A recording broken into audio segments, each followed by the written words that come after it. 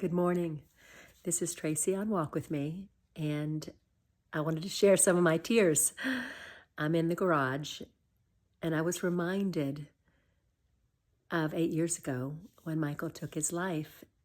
I was sharing a song I had recently written with two ladies who were at the church we were at that time. They were in leadership there, and the church was very close to our house, and they came quickly, 4 or 5 of them.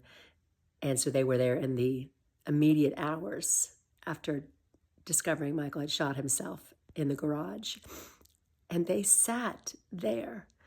We lived in a big old white house. It was just like 100-year-old, almost 3-story white, very, just like you could imagine, a creaky old with no central AC, White House with the coolest staircase and banisters and wood wainscoting that was in like square shapes. I mean, it was a gorgeous old house that the bathroom water sometimes leaked down from the second floor into the kitchen. But it was a glorious house. But that's where Michael died. And I was sending him this new song that's called Dust and Ashes. And it's kind of a sad one, but it also sometimes when I hear it, I'm reminded of that through those ashes, God has transformed my life. God has made me more compassionate. God has made me more sensitive in the spirit. God has developed his character in me. And I was weeping listening to the song, but the main thing I wanted to share is that I said to them in the message, because it's a mom and a daughter who both work for the church who came, and we've shared different things over the years. They moved and I moved. They're not in that small town anymore, but they had said to me, I was laying on the floor literally within, 30 minutes. I mean, there's a crazy story about it all because I ran around that large white house and I shouted, God is good, God is good, God is good.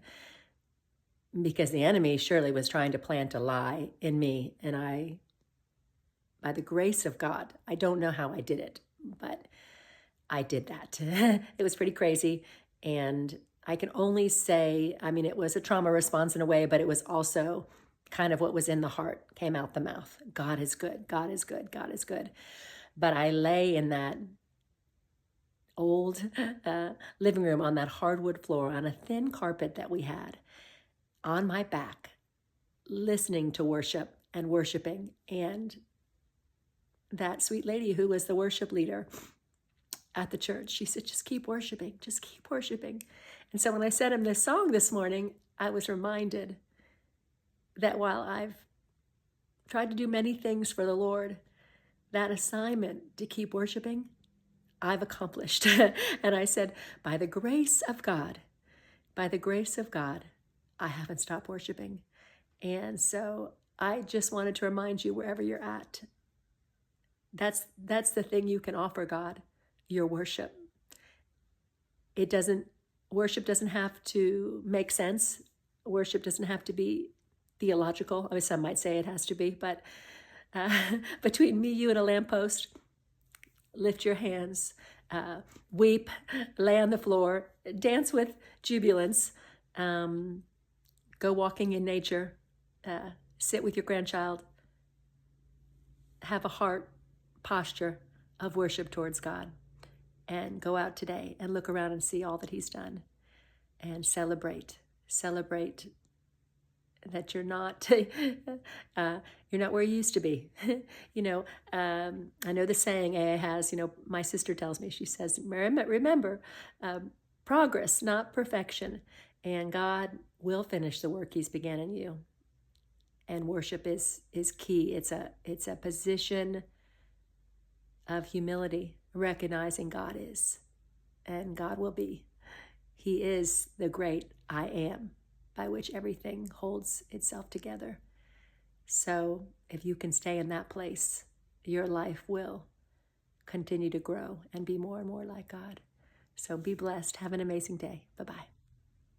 Oh, and actually, I love the Suno app, and it's allowed me, because I love to write songs as the Lord puts poetry and words in my heart.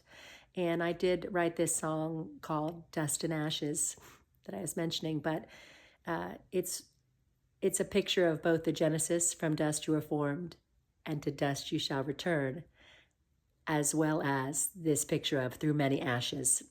I have a few lines in the song that are directly from the book of Job. And it was also just because I was sitting in a tub the day that the storms hit Oklahoma, actually. Little did I know that so many trees would be falling down. And I was just thinking about his refining process and his cleansing. And I was in that tub, and I was reminded of my tears and my sorrow, but also of his faithfulness to wash me whole. And that's how the song came forth. So you can check it out. My son, I think, is just called Tracy Shores. And I'll put a link to the song below as well. So have an amazing day. Bye-bye. Sitting in a sea of tears, wash me all, I've yielded, I'm torn, I'm sealed in a pool of his blood. The skin clings to my bones, the dark has built a throne, but a current is calling me home.